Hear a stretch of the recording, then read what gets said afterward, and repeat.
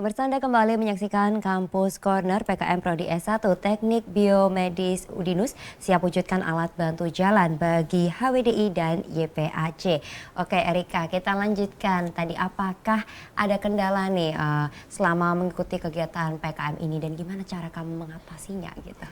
Baik, untuk kendala yang kami kemarin lakukan itu tentunya masalah tentang waktu karena kita harus janjian dengan mereka, kita harus mendatangi mereka dan kebetulan untuk mereka yang menjadi pendampingan kami ini rata-rata bekerja di YPAC Semarang dan istri atau suaminya mereka yang bekerja di YPAC. Ya. Oke, jadi hanya waktu aja untuk pertemuan tadi ya. Oke, baik. Nah ini kan tadi ada 12 peserta gitu ya. Peserta ini usianya nih, rentang usianya sendiri nih sekitar berapa ini?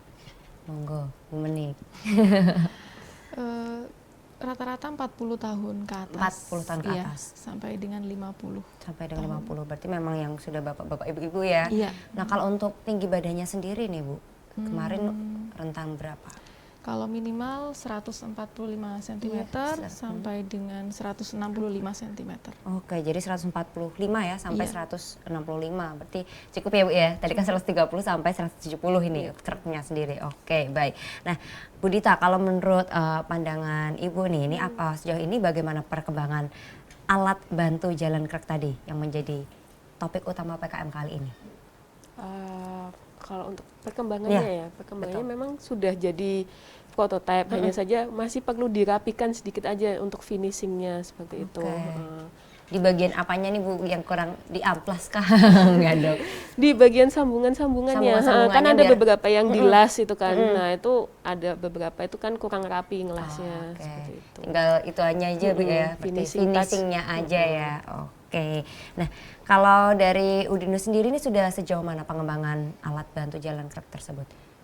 Kalau dari Udinus itu ya sejauh ini kan sudah itu tadi ya, itu tadi, jadi sampai prototipe, tinggal finishing, itu sudah didaftarkan ke paten juga, untuk desainnya.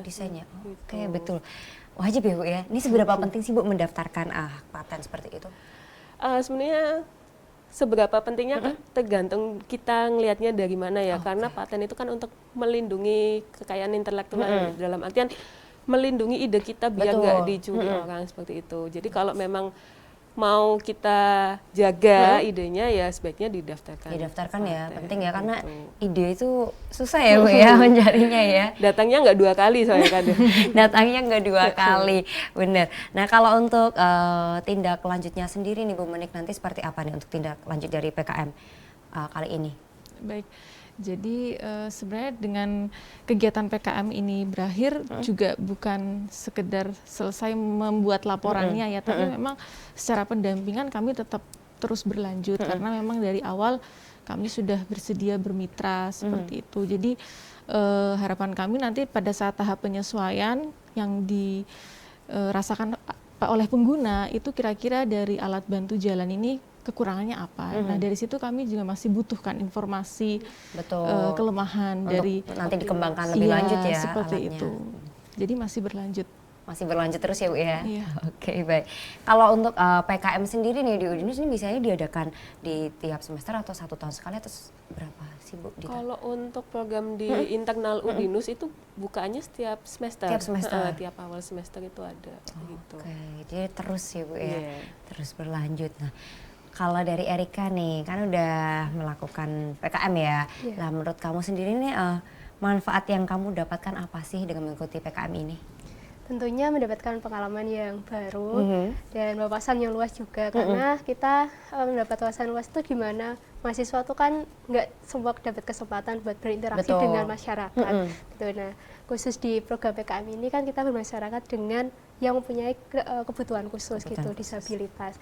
Jadi ini merupakan momen yang bisa membuka pikiran kita juga lebih luas lagi, di mana terdapat masyarakat yang membutuhkan atau memiliki kebutuhan khusus dan yang perlu kita perhatikan juga, dan perlu dilakukan tidak dianggap lebih rendah atau lebih tinggi, dan harus bisa disamakan dengan orang-orang kita yang Oke, sama aja ya, ya. kita semua sama ya. Oke, Iya. luar biasa banget ini Erika ya. Nah, kalau untuk selama melakukan PKM ini sendiri nih, ini luaran yang harus dihasilkan dosen maupun mahasiswa ini apa aja sih sebenarnya? Dari mahasiswa deh, apa nih? Baik, dari mahasiswa tentunya kita mendapatkan bisa melakukan publikasi jurnal artikel ilmiah. Publikasi. Lalu yang kebetulan kemarin juga dilanjutkan untuk program tugas akhir kami. Jadi ini dilanjutkan untuk program menyelesaikan kemarin tugas akhir kemarin. Jadi untuk keluarannya ini cukup sangat menguntungkan bagi kami mahasiswa sendiri.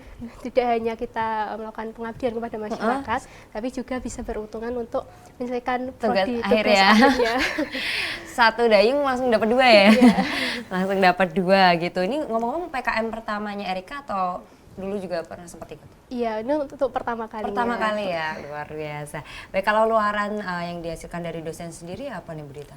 Kalau dari dosen kan tuntutannya memang kayak tadi paten atau hak cipta yang lain, kemudian ya termasuk juga luaran publikasi artikel Publikasi itu ya? ilmiah seperti itu. Oke, baik. Nah ini kedepannya nih, apakah juga akan diterapkan pendampingan juga ini untuk reknya ini di kota-kota lain juga? Ini kan masih di Semarang ya berarti Iya. ya, di kota lain juga ini Bu, tapi kita akan lanjutkan setelah jeda berikut ini. Jadi pemirsa jangan kemana-mana, kami akan kembali untuk Anda sesaat lagi.